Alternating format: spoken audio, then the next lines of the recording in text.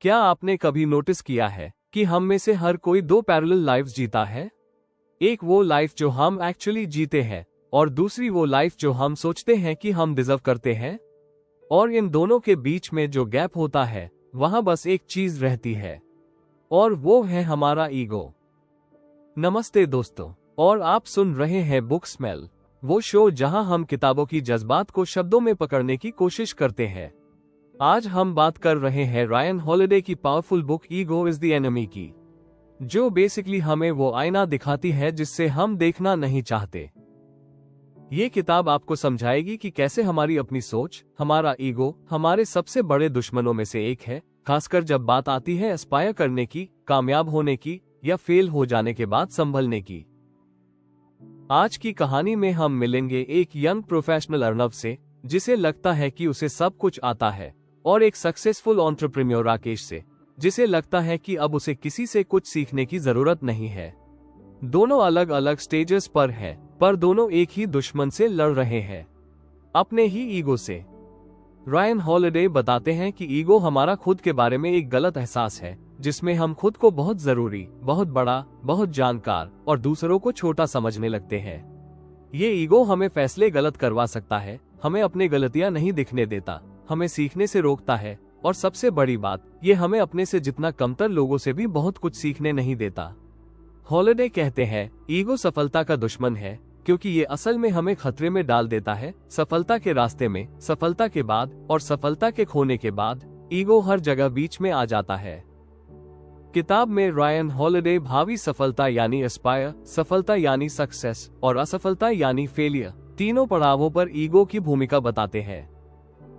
जब हम ग्रो करने की कोशिश करते हैं तो ईगो अक्सर हमें रास्ता दिखाने के बजाय भटका देती है। वो हमें ग्रीडी, जेलस और दूसरों को लेस केपेबल समझने वाला बना देती है। जब हम सक्सेस तक पहुंचते हैं तो यही ईगो हमें हमारे कंफर्ट जोन में कैद कर देती है, सीखना बंद करवा देती है और आने वाले चैलेंजेस को पहचानने नहीं देती। और जब हम फेल होते हैं तो ईगो हमें लेसन देखने की बजाय इंसल्ट महसूस करवाती है। वो हमारी कॉन्फिडेंस छीन लेती है और हमें खुद से ही नाराज कर देती है। लेकिन याद रखो, ईगो हमेशा तुम्हारा दुश्मन नहीं है, बस उसे अपने ऊपर हावी मत होने दो। उसे कंट्रोल करो, उसे फ्यूल की तरह इस्तेमाल करो, ताकि वो तुम्हें गिराने नहीं बल्कि ऊपर उठाने का काम करे। अर्नव 26 साल का है, अभी अभी कॉलेज से निकला है। उसके अंदर एक आग है, कुछ बड़ा करने की चाहत। हर मीटिंग में सबसे ज्यादा बोलने वाला वही होता है, हर प्रोजेक्ट में क्रेडिट लेने की कोशिश करता है। उसे लगता है कि दुनिया को उसकी टैलेंट दिखानी है। रायन हॉलिडे क्या बताते हैं? वो कहते हैं कि ईगो हमें दिखाता है कि हम पहले से ही सब जान चुके हैं। ईगो हमें सीखने नहीं देता। ईगो कहता है, तुम ऑलरेडी परफेक्ट हो। एक दिन अर्नव के सीनियर ने उसे सुझाव दिया कि वो अपने फील्ड की कुछ किताबें पढ़े, पर अर्नव ने इनकार कर दिया। उसने सोचा, मैं इतना स्मार्ट हूँ, मुझे किताबों की क्या जरूरत। उसे लगा कि असली नॉलेज उसके अंदर है। रायन हॉलिडे की एक दमदार लाइन है, The ability to evaluate oneself, to be realistic about one's own capabilities, is the most important skill of all. यानी अपने आप को evaluate करने की ability, अपनी capabilities के बारे में realistic रहना, ये सबसे important skill होती है। अर्नव ये skill missing कर रहा था। उसका ईगो उसे ये दिखाने नहीं देता था कि वो अभी beginner है। वो खुद को स्टार समझता था, जबकि असल में वो अभी स्टूडेंट था। उसका ईगो उसे अप्रेंटिस बनने नहीं देता था। अब बात करते हैं राकेश की कहानी की। राकेश 35 साल का एक सक्सेसफुल स्टार्टअप फाउंडर है। मीडिया में उसकी तारीफ होती है, लोग उसे स्टेज पर बुलाते हैं और उसके पास सब कुछ है, मनी, फेम, सक्सेस।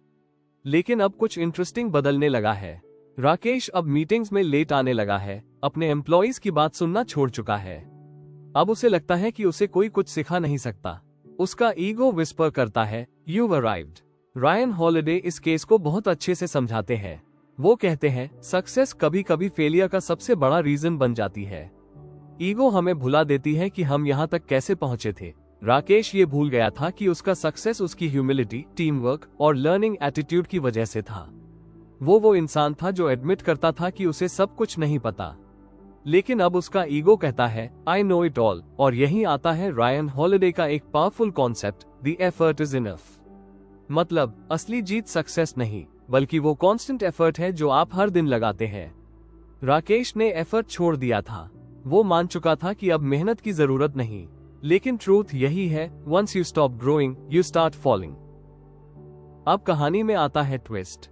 अर्नव को अपनी पहली बड़ी प्रोजेक्ट में फेलियर का सामना करना पड़ता है। Client unhappy, boss disappointed.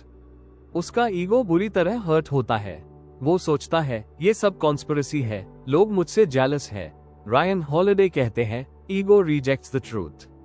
The solution it offers is to make us feel better, not to actually be better. Arnav अब ब्लेम गेम खेलने लगता है, अपनी गलती एक्सेप्ट नहीं करता। ईगो उसे विक्टिम मोड में डाल देती है, जहां इम्प्रूवमेंट की जगह सिर्फ एक्सक्यूजेस रह जाते हैं। दूसरी तरफ राकेश की कंपनी टफ टाइम से गुजर रही है, मार्केट बदल गया, कंपटीशन बढ़ गया। लेकिन राकेश मानने को तैयार नहीं कि वो गलत हो सकता है।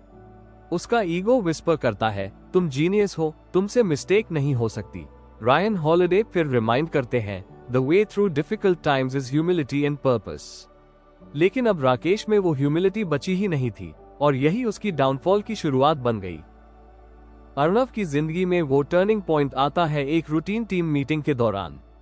उसकी एक कलीग प्रिया, जो यूजुअली क्वाइट रहती है, अचानक ओपनली बोलती है, अर्नव, आपके लास्ट प्रेजेंटेशन में कुछ मेजर फ्लॉज थे। आपने डाटा को गलत इंटरप्रेट किया है। For a moment there is complete silence in the room.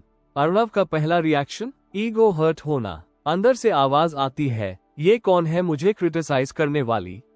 मैं इससे ज्यादा क्वालिफाइड हूँ, मैं इससे बेटर हूँ। वो डिफेंड करना चाहता है, आर्ग्यूमेंट्स दिमाग में तैयार हो रहे हैं। लेकिन तभी कुछ बदल जाता है। शायद प्रिया की आंखों में जेन्युइन कंसर्न है, शायद कमरे में बाकी सब लोग चुपचाप उसकी बात से अग्री हो रहे हैं। Arnav for the first time अपने ईगो को साइड पर करके सोचता है, शायद, जस्ट शायद, शी हैज अ पॉइंट। यहीं पर रायन हॉलिडे की वो पावरफुल एडवाइस काम आती है। वो कहते हैं, see yourself with a little distance, cultivate the ability to get out of your own head. Arnav इसको प्रैक्टिकली अप्लाई करना शुरू करता है। सोचिए, जैसे आप किसी मूवी में हीरो को देख रहे हैं। अर्नव वो ही करता है। वो खुद को एक मूवी कैरेक्टर की तरह देखना शुरू करता है। वो खुद को सोचता है, Arnav the ambitious young professional, इस कैरेक्टर को क्या करना चाहिए? क्या इसकी वीकनेसेस हैं? ये एक अजीब सा एक्सरसाइज है। जब आप खुद को थर्ड पर्सन की तरह देखते हैं, तब आपका ईगो इन्वॉल्व नहीं होता। आप ऑब्जेक्टिवली सोच पाते हैं। वो एडमिट करना सीखता है, हाँ, मुझे सब कुछ नहीं आता।